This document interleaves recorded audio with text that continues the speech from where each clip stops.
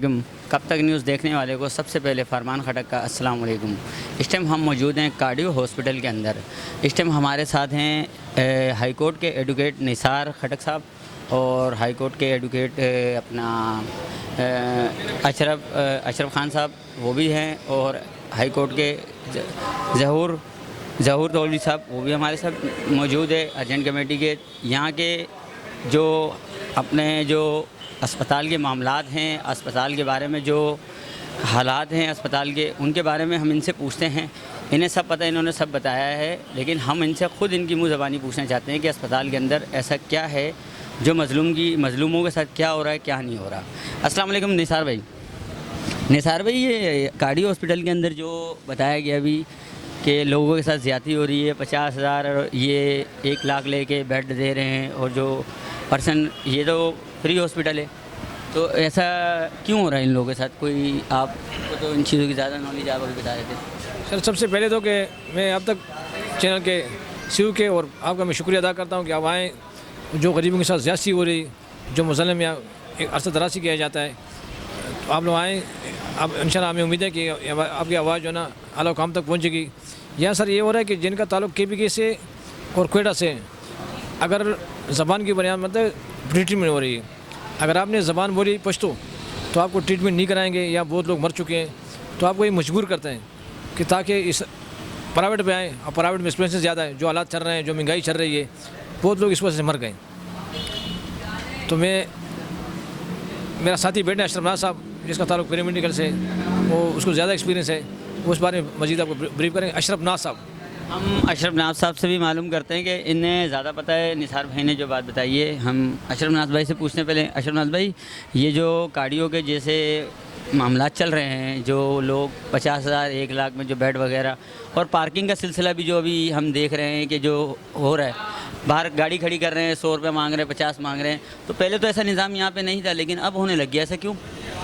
Actually बात ये है कि हमारे यहाँ 2 जो है ना कोई रिटायर कर्नलों को भी भर्ती किया गया है, और पहले बिलाल साहब होते थे, असद बिलाल साहब जो थे, ये उन्होंने कुछ मामलात किए। और एक यहाँ जो ख़ास बात है ना, कोई इजाज़ साहब है, रिटायर फ़ौजी है, वो सुपरवाइज़र बना हुआ है सिक्योरिटी का। उन्होंने आवाम के लिए ये सोचा कि यार यहाँ जो पार्किंग था, बाहर आपने देखा हुआ ये पार्किंग खड़ा है, खाली पड़ा हुआ है, इन्होंने एक बीटर को लेकर आए, अपना पर्सनल जो अजीज़ नाम में बंदा है उनके साथ मिली भगत करके, या इन्होंने टेबल लगा दिए कि हम वेला गाड़ी आप चाबी उनको दे दो। अजीज़ बरखी नाम में बंदा है, जिसके ऊपर ऑलरेडी भी हाई कोर्ट के अंदर और सिटी कोर्ट के अंदर भी कई मुकदमा चल रहे हैं कि लोगों के साथ झगड़े, चोरी के, गाड़ियाँ चोरी होना, ये होना, समझिए DMC साउथ में। वो जवान के बच्चे को इन्होंने, ये इजाज़ साहब जो बंदा है, इजाज़ सुपरवाइज़र है, दिन में होता है, उन्होंने उनको ख़ास तौर पे अपने साथ मिला के उन बंदे बैठा के यहाँ से गाड़ी बाहर ले जाते, समझ गया, आपकी गाड़ी ले जाएंगे, और वहाँ से कई गाड़ियों से चीज़ें भी चोरी हो जाते, साइड क्लासें भी चोरी हो जाते, समझ गया। और वो इन्होंने ये पार्किंग जानबूझ के बंद करवाए, क्योंकि लाखों रुपए का इनको बता मिलते हैं उससे, वो लाखों रुपए इसको देते। ये जाजना में बंदा इसमें है, कोई यहाँ कोई रिटायर कर्नल है, वो बीच में है, समझ गया। दूसरी बात जो हॉस्पिटल के मुतालिक बात की जाए, जैसे निसार खटक साहब हमारे हाई कोर्ट के सीनियर वकला है, और ये ज़हूर साहब है हाई कोर्ट के मैनेजिंग कमेटी के हमारे मेंबर है, तो ऐसे लोग यहाँ मौजूद हैं कि यहाँ अगर आप सर्जिकल वार्ड में कोई भी पेशेंट आ जाए, अगर KPK या बलूचिस्तान का हो ना, तो एक सादत साहब है, सादत हुसैन नाम है, जिनको सर्जरी का डिपार्टमेंट का वो ऐड बनाया हुआ है कि जितने सर्जन है वो सर्जन उन्हीं को बोलते, वो एडमिट करते हैं और वही सारा कुछ करते हैं। उन्होंने भी अपने साथ एक और साथ में चेला रखा हुआ है। इनके मिली भगत ये होते हैं, अगर कोई KPK से आता है या बलूचिस्तान से आते हैं ना, तो उनका इलाज यहाँ नहीं होता है। उनके साथ उनको इतने तजलील करते हैं कि उनको एडमिट करेगा, कभी बोलेगा आप प्राइवेट में आ जाओ, आप 4.5 लाख जमा करा दो, प्राइवेट में आ जाओ, तो कभी ये हो जाएगा, कभी हो जाएगा। इसका एक ज़िंदा सबूत भी मौजूद है। एक बच्चा था, शमसुल्ला नाम का बच्चा था, कोई पठान बच्चा था, आया था, जिनको इन्होंने 3 महीने से यहाँ जलील किया। वो यहाँ पार्क में सोता था, समझ गया, और उनका काम भी इन्होंने नहीं किया, समझ गया। फिर हमने उनको पैसे चंदा करके दिया है, मैंने भी ज़ाती तौर पर किया, खटक साहब ने भी उसको चंदा दिया, या ज़हूर साहब ने भी अपनी जेब से उसको चंदे दिए, उनका काम इन्होंने यहाँ किए। सादत साहब को पैसे देते तो वो एडमिट करते हैं, अगर नहीं देते तो सादत साहब तो वो पेशेंट पर अपना अल्लाह वाला है उसका। कोई आपने पहले कोई एक्शन वगैरह नहीं लिया, कोई आला हुकाम ने कोई एक्शन नहीं लिया इनके खिलाफ? वो काम क्या एक्शन ले, हम इस टाइम पे आसिफ अली जरदारी परियाल तालपुर से और बिलावल भुट्टो साहब से हमने परजोर अपील ये करते हैं कि खुदारा ये जो आप जिस तरीके से ना ये मौत का जो सौदागरों को बिठाया गया ना, इनको मौत का ये खेल बंद किया जाए। इसलिए बंद किया जाए कि यहाँ मार रहे सीख रहे मरीज़ों पे। पहले इस तरीके से नहीं होता था, इतने रेशो नहीं थे ये हमारे डेड बॉडियों का। यानी कि अंतर्राष्ट्रीय डॉक्टर जो बैठे हुए हैं जिन्हें काम नहीं आता वो यानी कि सीख रहे हैं, इन लोगों के ऊपर सीख रहे हैं भाई मरीज। ज़ाहिर बात है मरीज़ों के ऊपर सीखेंगे तो आगे कुछ होगा ना। कुछ सर्जन होता ही नहीं, घर बैठा होता है उसके नाम से यहाँ सर्जरियाँ होती है। तो ये चीज़ें जो होते हैं ना इस तरीके से। और दूसरी बात है नदीम कमर साहब, उनके तो इलम में भी नहीं है, उनको तो बेचारे का पता ही नहीं है, क्योंकि वो इसलिए कमज़ोर है कि वो रिटायर हो चुके हैं और वो कॉन्टैक्ट पे है। तो जब कॉन्टैक्ट में बंदा होता है तो यहाँ के परमानेंट एम्प्लॉय जो होते हैं वो उसको हिलने नहीं देते। यहाँ जैसे आप सोहेल बंगश जैसा बंदा, समझ गया, डॉक्टर सोहेल बंगश सर्जन जैसा बंदा हो और वो इस तरीके से हरकतें करे तो मुझे अफसोस के साथ, और मरीज़ों को बोले कि नहीं KPK का बंदा हो, पश्तून हो, बोले कि नहीं तुम अफगानी हो, तुम ये हो, तुम वो, इस तरीके से ये चीज़ें खुदारा अच्छे नहीं लगते। ये प्राइवेट आ जाओ। और ये जो है सादत साहब जिनको इंचार्ज बनाए हुए, करोड़ों रुपए इसने कमा लिया भाई यहाँ आके। इसके बाद क्या था, ये कोई अरबपति ख़ानदानी थोड़ी था। आज उनकी देखो हिसाब किताब देखो, पोजीशन देखो, यहाँ से अरबों रुपए लोगों ने कमाया है, जो कंगले आए थे अरबपति हो गए। तो मैं तो इन सब से अपील करता हूँ चीफ जस्टिस ऑफ पाकिस्तान से, सुप्रीम कोर्ट से, कि समोसे पे आप समोटो लेते थे, इस पे भी नोटिस ले ले। खुदा रहा इनका कोई चेक एंड बैलेंस होना चाहिए कि जितने मामलात है ये जो अभी इस दौरान आप कार्डियो का जब पार्किंग के मसले है, दूसरे मसले मसाइल है, इसके ऊपर कोई पूछने वाला नहीं है। 2 नंबर मेडिसिन ही मिलती हैं यहाँ। जो इसके अंदर कार्डियो के अंदर जो जेन्युइन है, जो सीनियर है, उसको स्टोर इंचार्ज उसको नहीं देते, वो कोई नया बंदा उसको बैठा के दे दी कि भाई ये उसको तुम इंचार्ज हो, क्योंकि करप्शन करते। जो करप्शन करते हैं वो कामयाब है, जो करप्शन नहीं करते वो बेचारा टुडे लेने लगा हुआ है। तो जिसका सीट है उसको सीट दिया जाए। CM साहब को भी होश के नाखून लेने चाहिए, मुराद अली शाह साहब को भी, शरीफ आदमी है लेकिन कम अज़ कम कार्डियो पे थोड़ा तवज्जो दे। ये इस तरीके से जो ख़ास तौर पे ये सियासी वाबस्तगियाँ और ये जो लासानियत मतलब पिलाया जा रहा है ये ना होना चाहिए, क्योंकि ये कौमी इदारा है। इसका नाम है अमराज कौमी इदारा कल्ब।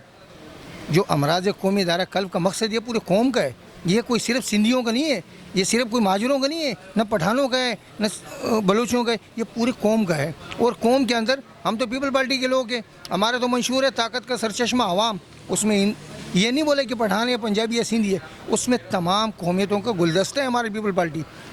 तो ये जिस तरीके से लासानियत की तरफ ले आ जा रहा है और इस तरीके से ये 2 सूबों को लोगों को एहसास महरूमी की शिकार हो रहे लोग हमारे पास आ रहे हैं, हमसे यही शिकायतें कर रहे हैं कि यार ये सादत साहब है और वो जो है ना कि मैं 50,000 रुपये दे दो तो बेड मिल जाएगा, वरना तुम चक्कर पे चक्कर लगाते रहे आपको बेड नहीं मिलेगा, क्यों टाइम ही नहीं आएगा, नंबर ही नहीं आएगा। फिर बोलेगा आप प्राइवेट करा दो, प्राइवेट दूसरे दिन आपका ऑपरेशन हो जाएगा, प्राइवेट में पैसे खर्च करो।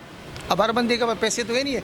या तो हम कह रहे पहले हम यहाँ होते थे कि ऑपरेशन होते थे जब पैसों से, तो सिंपल सी ऑपरेशन पे होता था, अगर टॉप करवाते थे तो उसके 50-55 हज़ार रुपये फीस जमा हो जाते थे, तो वो लीगल। अब वो 55 हज़ार को इन्होंने ख़त्म करके 4.5 लाख डायरेक्ट जमा करा। अब यार बंदे के पास 50 हज़ार तो ये है कि हमने साहब हैसियत हूँ, ये साहब हैसियत है, कुछ दोस्त किसी एक बंदे के लिए कर भी सकते। अगर 5-5 हज़ार रुपये भी दे दे तो 10-12 बंदे उसके किसी का काम करा देंगे।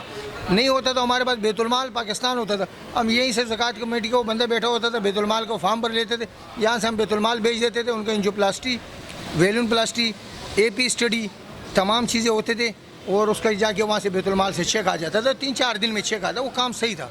ये जो फ्री करवा दिया गया, अब जिसको कार्डिक पेशेंट नहीं भी है, उसे गैस्ट्रिक भी होता है तो वो भी कार्डियो पहुँच जाते हैं। और दूसरी बात ये कि अनलिमिट जो रिटायर लोग थे यहाँ आके यहाँ बस गए। भाई ये कोई बॉर्डर तो है ही नहीं है कि इसमें 2 कर्नलों का सुनो रिटायर 2 कर्नल यहाँ जॉब कर रहे हैं, दोनों नौकरी पे, समझिए। इतनी सिक्योरिटी आपने क्या रखा है कि इसमें कोई ख़जाना है, कोई चोरी करके थोड़ी लेके जाएगा यार इसको। इतने लिमिट के अंदर हो जो आवाम का पैसा ज़ाया ना हो, किसी का इलाज हो जाए। खुदा मैं इन सब से अपील करता हूँ आला हुकाम से कि बराए मेहरबानी करके इनके ऊपर एक्शन लिया जाए और इनका जो है ना सब्ज़बाब किया जाए, ताकि जो करप्शन का बाज़ार है, पहले भी आपको पता है कि जिनको इन्होंने बंद करवाया था और नौकरियों से निकाला, आजकल वो लोग जो है ना वो कंटेनरों पे जॉब कर रहे हैं। यहाँ से तो वो आए थे, एयरवाई वालों ने उसको उनके कहने पे उसी टाइम पे बोला हमने उसको नौकरी से निकाल दिया। वो आज भी सुने देखो असद अवान जैसे दूसरे जैसे लोग हैं, ये सारे आज वापस कंटेनरों पे इनकी डिप्टी ट्रांसफ़र करवा दिया। आवाम की आंखों में धूल फेंकने की बात है। तो खुदारा ये चीज़ें नहीं होनी चाहिए। अपने कौम के साथ मुखलिस रहे, अपने मुल्क के साथ मुखलिस रहे। समझ गए, ये मुल्क हमारा है, ये इतना खूबसूरत मुल्क है कि इसमें हर चीज़ है, लेकिन इसका कदर ये लोग नहीं करते। दोनों हाथों से लूटने का कोशिश किया जा रहा है। समझ गए, अनलीगल जितनी भी है ना, सुने देखो भर्तियाँ की हुई है कंटेनरों पे। वो कंटेनरों का कोई सा काम है, कौन सा फ़ायदा होता है? कंटेनर से कोई बंदा बचता थोड़ी है। जिसने मरना होता है वो कंटेनर में मर जाता था पहले, उससे ज़्यादा रेशियो लोगों का मौत का। आप देखिए, रेशियो उठा के देखिए, उससे जो कंटेनर नहीं थे उससे कम लोग मरते थे, अब ज़्यादा मरते, क्योंकि एक बंदा यहाँ से जलील होते हुए पहले वहाँ कंटेनर में जाते, कंटेनर में जलील करते हुए पहले निचोड़ के उसकी ऐसी की तैसी करके फिर यहाँ भेज देते, तो वो वक्त पे उसको इलाज भी नहीं होता। सबसे बेहतर तरीक़ाकार ये था कि अगर 1122 हमने निकाला है तो हम तमाम कंटेनरों को ख़त्म करें। और ये 112 इसीलिए रखे हुए कि उनके अंदर तमाम कार्डिक का भी मतलब हमारे बंदे मौजूद होते हॉस्पिटल के, और रास्ते में उनका पूरा फर्स्ट एड देते हॉस्पिटल तक पहुँचाए। मैंने बड़ी डिटेल से आप गुफ्तगू की है तो मैं इनको एंडोज करता हूँ। दूसरी बात है, ये सही कह रहे हैं कि अभी मेडिसन जो है ना, पहले 2 माह 3 माह की मेडिसन मिलती थी, अभी कोई मेडिसन नहीं मिलती है। कोई भी पेशेंट आए तो कहते हैं यार ये मेडिसिन हमारे पास नहीं है। ये तकरीबन कोई 1 साल से ये पहले मेडिसिन मिलती थी। दूसरी बात है, जो बैटरी लगी हुई है जिनके पेशेंट है उनको यहाँ जलील किया जाता है। सुबह उनको टोकन नहीं दिए जाते, पैसे लेके टोकन दिए जाते हैं, जहाँ रिश्वत देगा उसको टोकन मिलता है, तब जाके चेक होता है। तो कम से कम जो है इमरजेंसी होती है, जिसकी बैटरी वगैरह लगी होती है, जब उस तरह आते हैं उनको उनके लिए एक काउंटर अलग से बना जाए जहाँ वहाँ के जाके करें। वो पहले आएंगे इधर वो लड़के हैं वो जलील ख्वार करते हैं, जो पैसे देते हैं उनको वो टोकन देते हैं, नहीं तो जलील ख्वार होते हैं। बाकी बात यह है कि खैर मैं तो उनको नहीं जानता हूँ, लेकिन चलो ये अपना अशरफ नाज भाई ने जो इन 2 बंदों के ख़िलाफ़ सादिक साहब जो सर्जिकल फोर के बारे में कहा है, मेरे को तो इल्म नहीं है, लेकिन इन्होंने जो कहा है कि इसकी इंक्वायरी होनी चाहिए और इसकी वज़ीर आला सिंध और चेयरमैन बिलावल भुट्टो जरदारी साहब और अदी फरियाल दारपुर से मैं गुजारिश करता हूँ,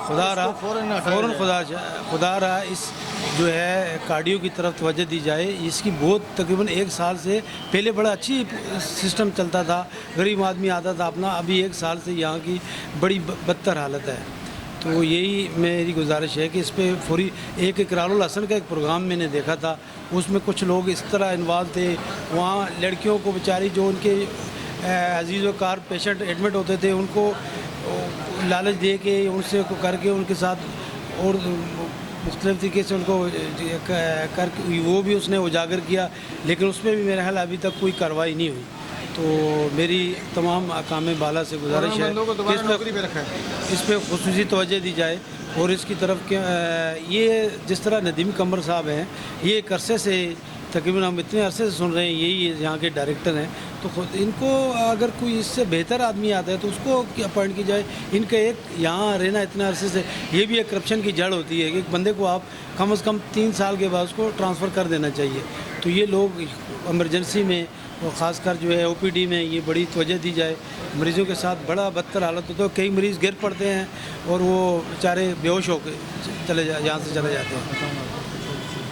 ये हमारे कुछ और बात करते हैं। सना नाज साहब, अशरफ नाज साहब भी कुछ और बोलना चाह रहे हैं, तो इनकी कुछ बातें कट गई थी जो इन्होंने बोलना है, अभी हम इनसे पूछते हैं। जी सर, आप कुछ बोलना चाह रहे हैं? मैं ये चाह रहा हूँ कि फ़ौरन जो है ना कार्डियो के जो पार्किंग है इसको बहाल किया जाए, और ये इजाज़ मोटरसाइकिलों के भी और कारों के भी। समझ के लोग आते थे, जिस तरीके से इन्होंने करप्शन का बाज़ार गर्म रखा हुआ यहाँ से, ये पार्किंग इन्होंने ख़त्म की है।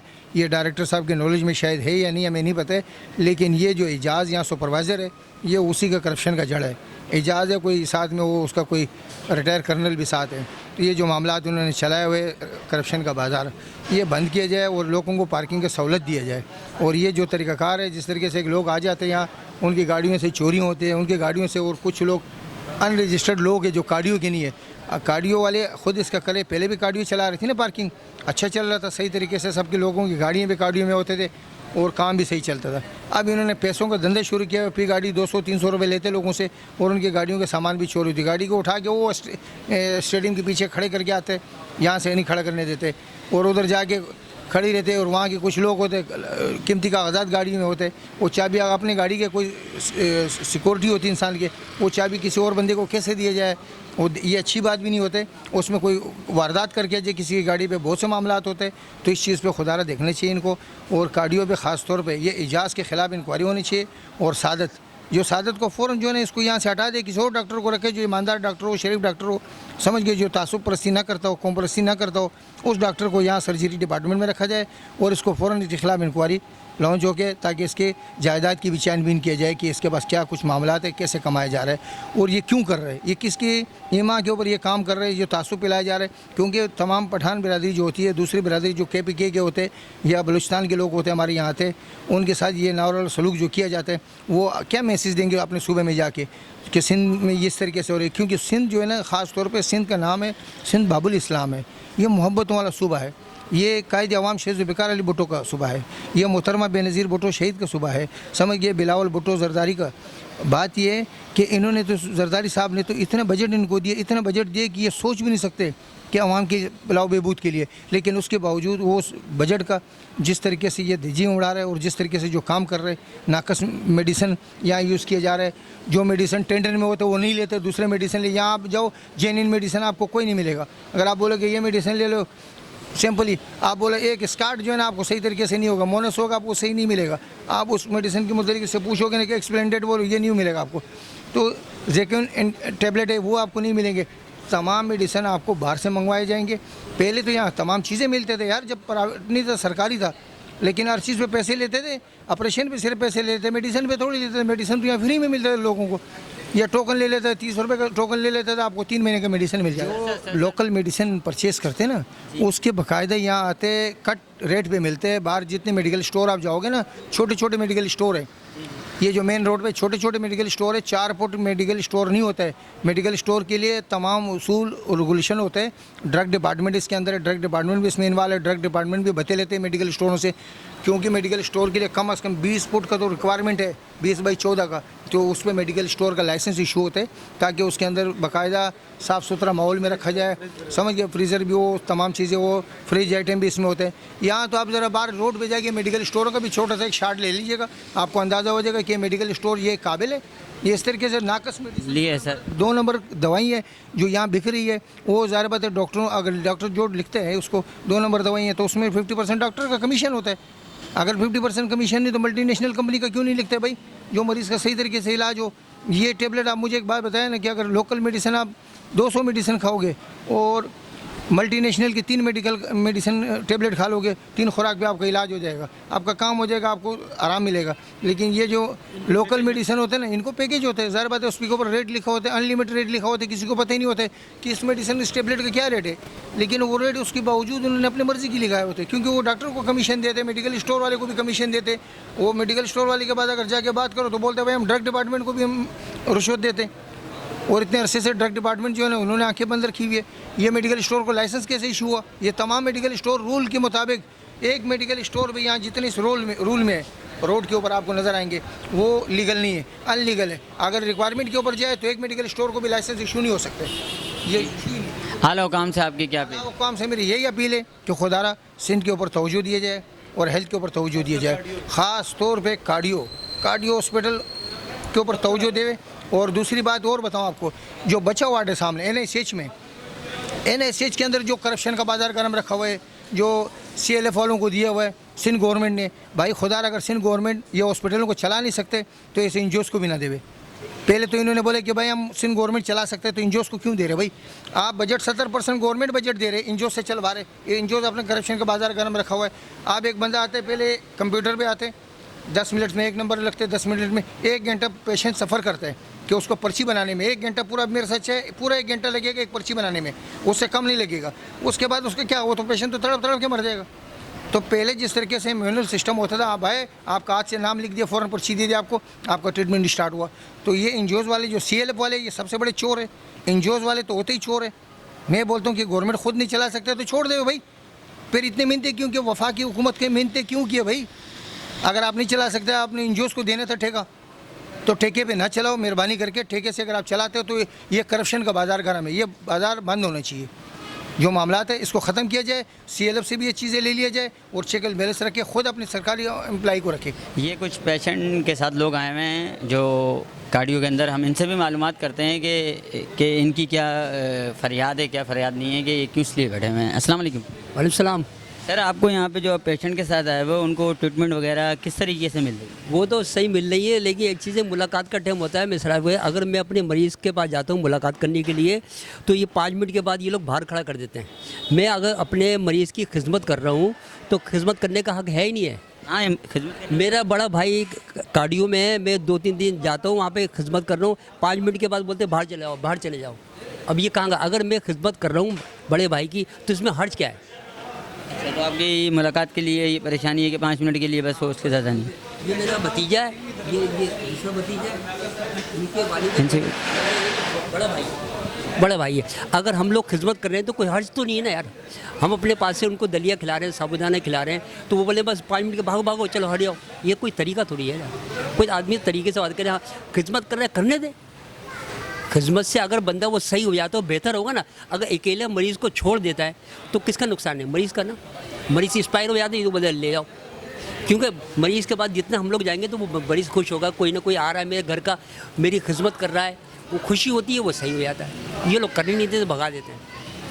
आप क्या कहना चाहते हैं कार्डियो के हवाले के? अस्सलाम वालेकुम। मेरे यहाँ वालिद साहब एडमिट है, मेरे को हार्ट अटैक आया था कुछ 1 हफ्ते पहले।